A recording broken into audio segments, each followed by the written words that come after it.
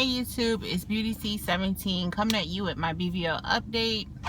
From the title of this video, you guys probably already know I did not get my surgery. Such a bummer. But before we get into all the questions and comments, go ahead and hear me out. It was honestly not my fault why I didn't get my surgery. So I advise you to watch this full video because it's going to be packed with a ton of information. It probably can help you or just give you some more insights on how the whole process works. So since I was not vlogging and updating you guys, I guess I'll go ahead and start from the beginning because I actually went through with everything.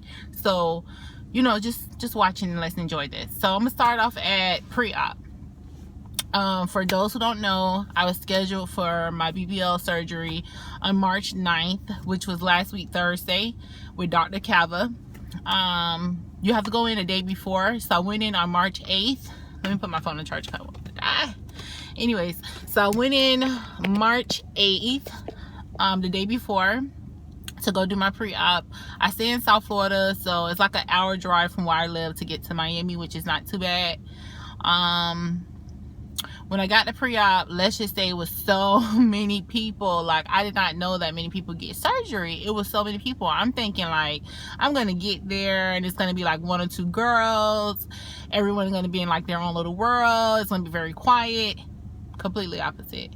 It was like a madhouse. It was people running back and forth. It was people there who already had their surgery done, so they had their garments on. They looked sore. They had blood stains everywhere. It was just regular people like me who was there for like consultations and pre-op. It was just so many people. So when you first walk in, everyone is going to be staring at you, of course, because they're trying to figure out what did you get done, if you got something done, because you see a lot of people coming there who got their butt done, their breast done. So everyone is staring at you, trying to figure out what do you get done. So, you know, if it's your first time there, try not to take offense. When I first got there, I was really nervous because I was by myself and everyone was staring at me. So I'm like, what is they staring at?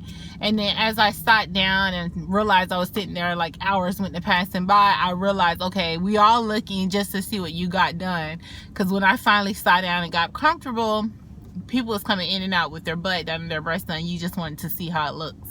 So try not to get offended when everyone is staring.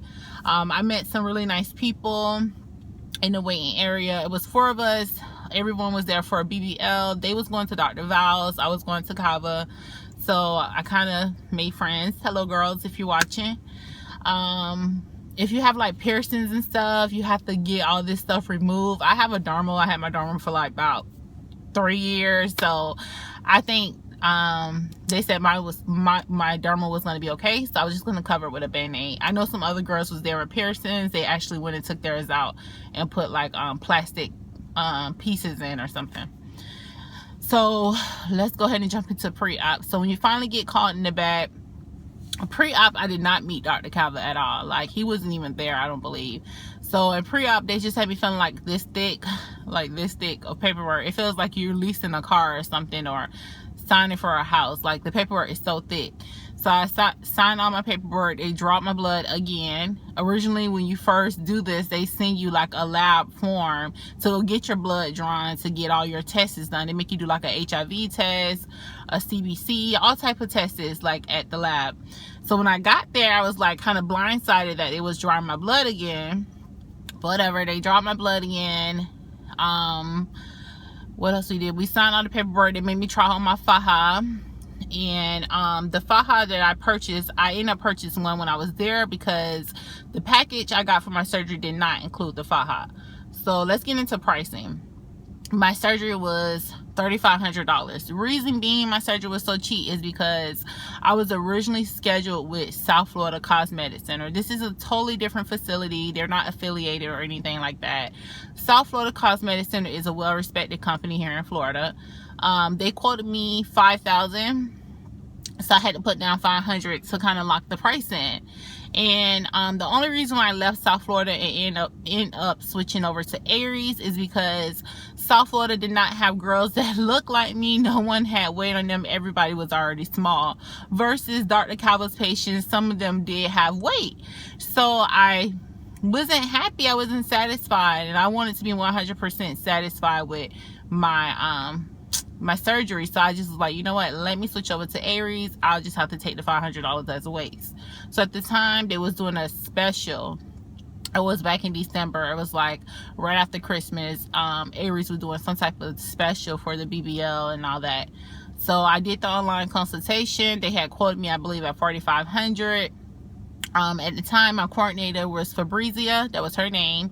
I explained to her my situation, told her I waste a lot of money at South Florida. I really need like a discount, and I really want to switch over. So she contacted higher ups or whoever, and then they ended up sending me an email saying they can go ahead and give me the special for $3,500. It was like December 31st, and that was the last day to get that price. So at the time, I didn't have $500. Holidays had just left, and tomorrow was New Year's.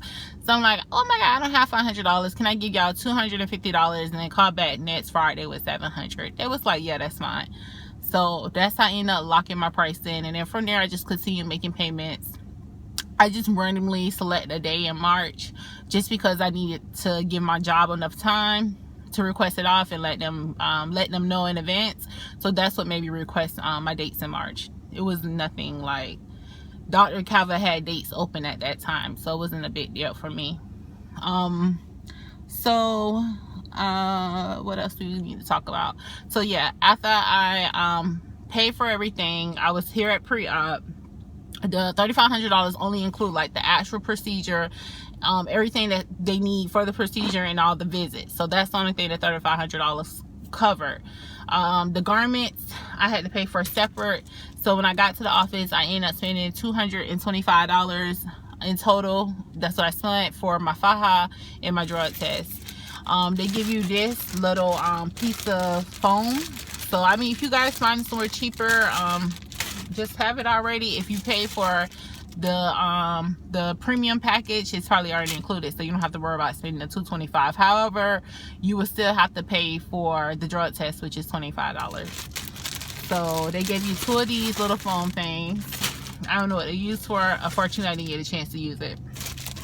And they give you this compression board. It's soft on one side and hard on the other side, like so. And then your faja. So the day of the surgery, the day before the surgery, I had to try everything on and stuff like that, fill out all my paperwork. They asked you tons of questions about your medical history. At some point, I was getting nervous, coming like, oh my God, have I had shortness of breath in the last 30 days? It's like asking you all these questions. I'm like, oh my God, I don't even remember at this point. But I don't have any medical issues, so I guess I was okay. If you smoke cigarettes, drink coffee, do drugs, drink alcohol, you want to stop all of that 30 days prior to your surgery, because they're going to ask you all that stuff, and it plays a huge factor. Thank God I was on a diet, so I was unable to drink coffee. Alcohol, I only consumed that like on occasion, so that wasn't a big deal for me. Drugs, I don't do drugs, so that didn't matter. Cigarettes, I don't smoke cigarettes, so that also didn't matter. So pretty much I was okay when it came to those type of questions. So yeah, if you're drinking coffee, you might want to stop at least 30 days prior to your surgery. So I got to pre-op at noon. I didn't leave till 3 o'clock. On my way out, they called me back to the back right when I was supposed to leave, made me take pictures. They're gonna make you be naked. You're gonna take pictures against the blue wall, put your hands like this, and you just take all these pictures or whatever, and go to the doctor.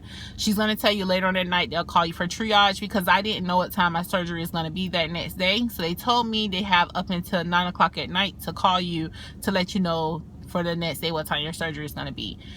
Long story short, they ended up calling me maybe like an hour after I left pre-op and telling me that I was going to be first. My appointment was supposed to be at 7:30 a.m. that next day, but it was going to be at the Hialeah office. So ERES have so many offices, so I can never tell you guys which office I went to. I may have the address somewhere. If you guys want to know it, I'll leave it below. But yeah, they have a lot of offices. So I ended up going that next day to their Hialeah office. My surgery was at 7:30, so we ended up getting up like 5 o'clock in the morning, me and my friends, and we arrived to Miami. It was like 6 o'clock in the morning. We got there so fast because this office wasn't as far as the other office I went to the day before. This office was really close, so we got there in like about 40 minutes. So it was like only like 6 o'clock when we got there. My surgery was until 7:30, and I had to pee really bad. And they tell you 8 hours prior to surgery you can't eat. So I stopped eating and stopped drinking that night before at 8 o'clock just to be on the safe side. So I I had to pee, and if I would have peed that morning, I wouldn't be able to take my drug test, and I didn't want that to be a hold up. So I ended up holding my pee. When we got up there, I was like, let me just run in the office early and see if she'll let me take my drug test, and then I'll come back to the car with you girls. Got in there, she was like, okay, yeah, we can take your drug test. So when she got me in the back, she was like, you know what, we might as well just start getting you ready for surgery. So she gave me my gown, she did my drug test, she